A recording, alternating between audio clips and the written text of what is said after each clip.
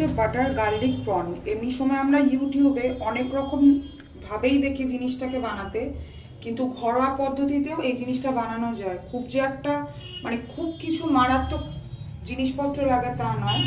এই যেমন চিংড়ি মাছ, কাঁচা লঙ্কাটা আপনারা কুচিয়েও দিতে পারেন, কিন্তু আমি কুচিয়ে দিই না যেহেতু আমার ঘরে ছোট বাচ্চা আছে। আপনার সাথে লাগছে গোলমরিচ, মাখন, টমেটো কুচানো, পেঁয়াজ কুচানো, পেঁয়াজ পাতা কুচানো, রসুন কুচানো, আদা রসুনের পেস্ট, আর হচ্ছে আপনার নুন আর হলুদ। এবার আমি হালকা করে একটু চিংড়ি মাছগুলো ভেজে নেব। আঁচটা একটু কম রাখবো, কারণ এই রেসিপিটাতে চিংড়ি মাছটা খুব একটা বেশি যাতে ভাজা না হয়। তো এবার আমি চিংড়ি মাছগুলো তুলে নিচ্ছি।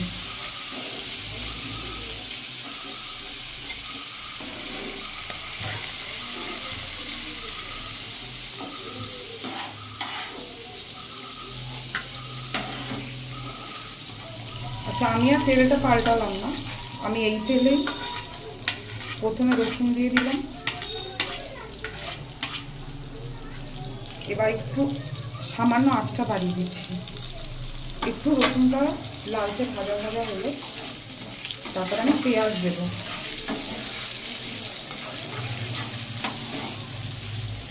এই রেসিপিটা ভীষণই টেস্টি লাগে। আপনি এটা রুটির সাথেও খেতে পারেন, নয়তো আপনি অনিয়ন রাইসের সাথেও খেতে পারেন, টমেটো রাইসের সাথেও খেতে পারেন। টমেটো রাইসের রেসিপিটা আরেকদিন আমি দিয়ে দেবো। ওটা ভীষণ ইজি পদ্ধতিতে হয় আর ভীষণ টেস্টি আর খুব তাড়াতাড়ি হয়। যেহেতু আমার ঘরে ছোট বাচ্চা, সেই জন্য আমি খুব একটা ঝাল জিনিসগুলো ব্যবহার করি না, কারণ আমার একটি 6 বছরের বাচ্চা আছে। এবার সেও এগুলো খায়, সেও এই সমস্ত রান্নাগুলো খায় বলে আমি দিই না। তাই আমি বেশিরভাগ গোলমরিচটাই ব্যবহার করি।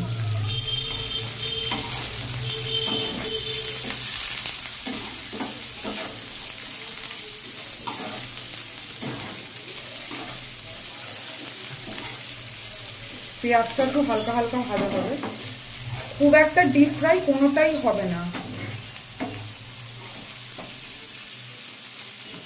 আর এই রেসিপিটা খুব তাড়াতাড়ি হয়, মানে আপনাদের বাড়িতে হয়তো কোনো গেস্ট এলো, তখন চটজলদি কি বানিয়ে দেবেন, তখন এই খুব ইজি রেসিপি এটা।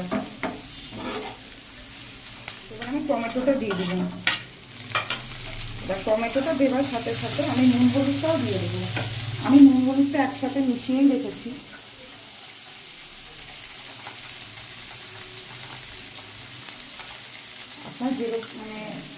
আপনারা যে পরিমাণ নুন খান সেই পরিমাণে নুন দেবেন। আমরা একটু নুনটা বেশি খাই, তাই একটু বেশি দিলাম।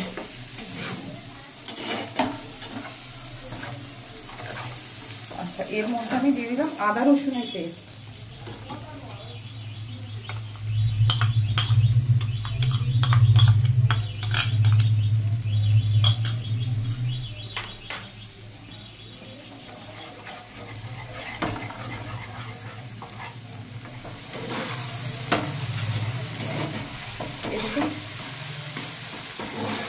হালকা একটা তেল মতো বেরোচ্ছে।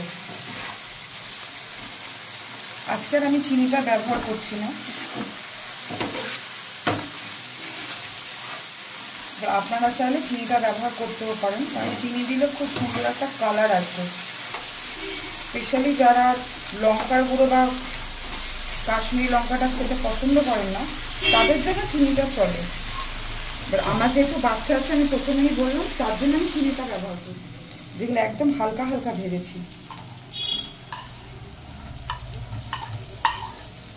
দিয়ে দিলাম। আর পেঁয়াজ পাতাটা একদম শেষে দেবো, কারণ পেঁয়াজ পাতাটা না বেশ ভালো লাগবে দেখতে, বেশ একটা সবুজ সবুজ একটা ব্যাপার আসবে। এবার একটু হবে, আমি এবার সামান্য একটুখানি চাপা, মানে আমি একটু ঢাকা, একটা বেশিক্ষণ না, 2 মিনিটের মতন, 2 মিনিটও রাখতে হবে না। আচ্ছা, এবার আমি ঢাকনাটা সরিয়ে নাড়িয়ে আমি দিয়ে দিলাম গোলমরিচ।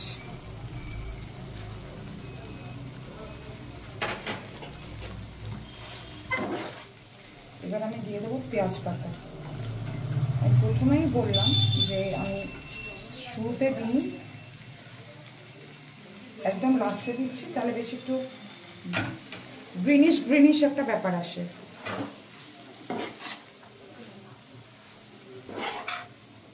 আর আমি পেঁয়াজ পাতা ভীষণ পছন্দ করি, কারণ আমার চাইনিজ ডিশটা ভীষণ ফেভারিট।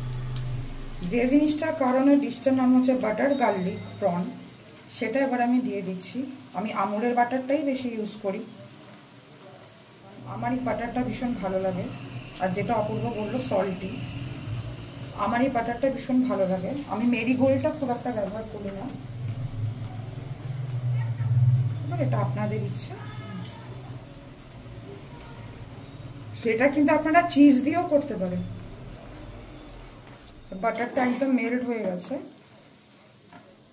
আপনারা দেখতেই পাচ্ছেন খুব সুন্দর একটি কালার এসছে। এরপর এটাতে সামান্য একটু জল দেব, দিয়ে আবার একটু সামান্য একটু আঁচে রাখবো। আমি কিন্তু মশলা যেগুলো বেঁচে যায় আমি কিন্তু সেগুলো ফেলি না, আমি কিন্তু সেগুলোতে একটু জল দিয়ে, আপনারা মানে যদি একটু গরম জল ইউজ করতে পারেন তো রান্নার আরো বেশি স্বাদ বাড়ে।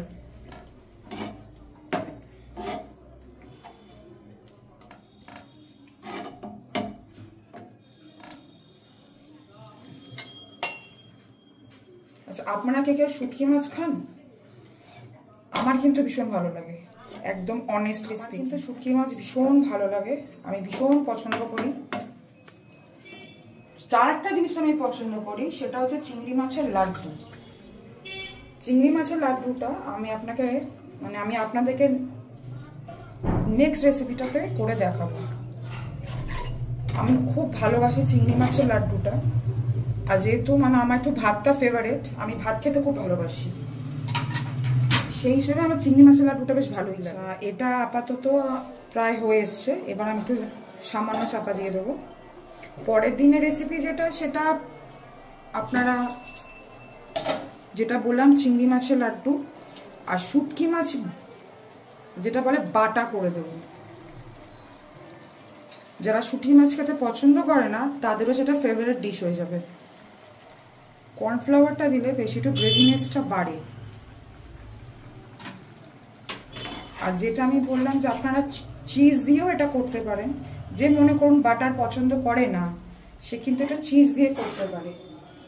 আমি এটাতে কোনো রকম লঙ্কার গুঁড়ো বা কাশ্মীরি লঙ্কার গুঁড়ো আমি ব্যবহার করছি না, আপনারা চাইলে কিন্তু করতে পারেন। ওই যে আমি শুরুতেই বললাম আমার ঘরে একটি ছোট বেবি আছে,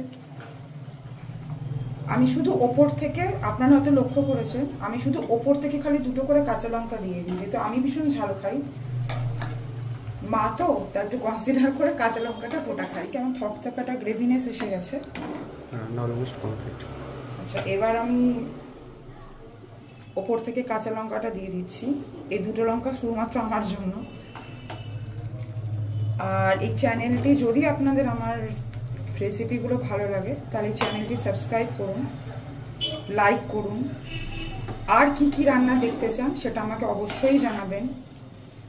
আর নেক্সট বার তো আপনারা সবাই ভালো থাকবেন।